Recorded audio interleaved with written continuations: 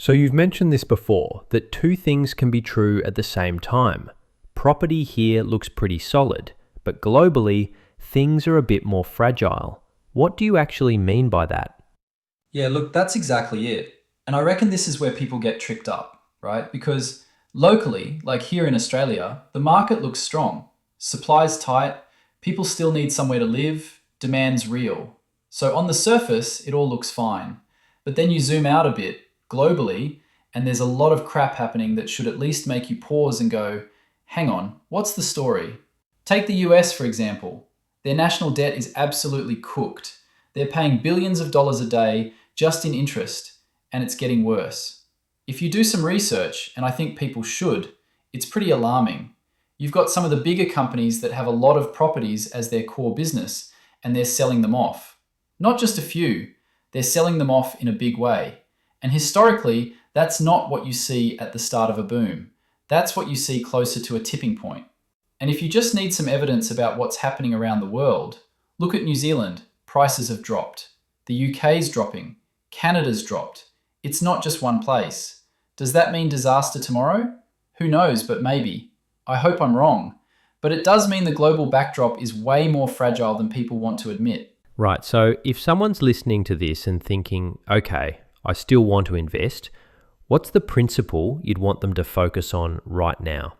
For me, it's really simple. Invest, but don't go into it thinking you'll get rich in 6 months. Essentially, don't go all in right now. A couple of reasons for that. When markets are running hot, everyone wants in. You can feel it, right? People just see money on the table and they don't want to miss out. And I get it. Most people are working their tails off just trying to get ahead. But that's usually when people stretch the hardest. They max borrowing capacity, they remove their buffers, they believe recent growth spurts will continue forever. And that's fine, if nothing goes wrong. But my whole mindset is, what happens if things go sideways for a while? Can you live with that? Not even a crash, just higher rates, tighter credit, job changes, global uncertainty. If you've built your life so that everything has to go right, that's when the stress shows up. I'm not trying to predicting a crash. I'm just saying, ask yourself, what if?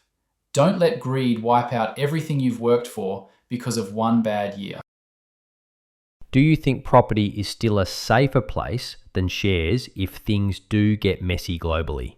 Personally, yeah, and this is just my opinion, but yeah, I'd say that just looking at history and how super behaves.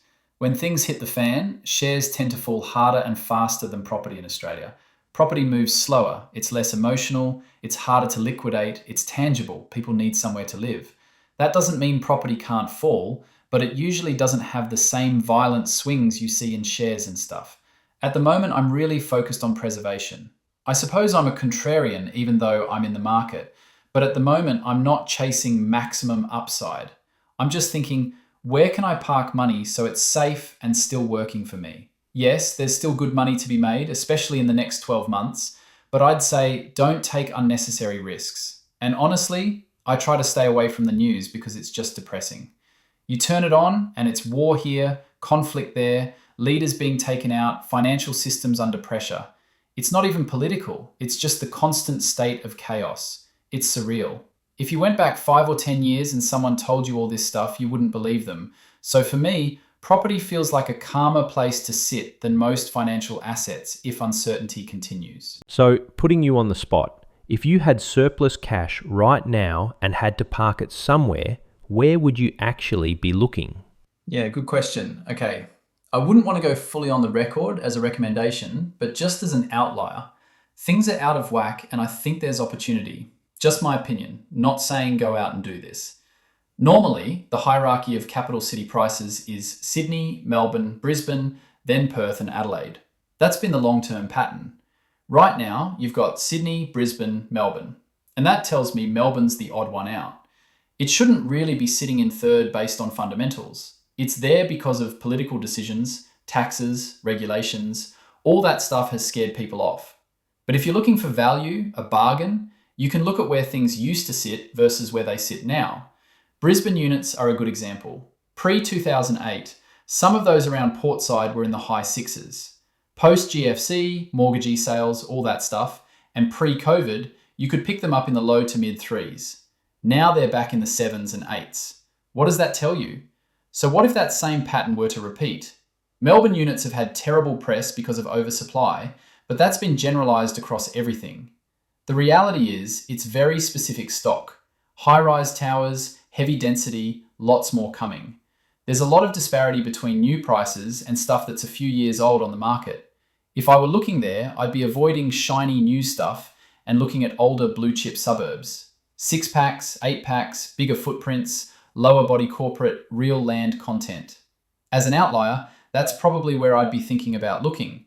Not because it's sexy, but because I think the pricing is distorted relative to history. And just to say it out loud, this isn't advice for anyone listening. It's just my opinion and how I personally think about risk.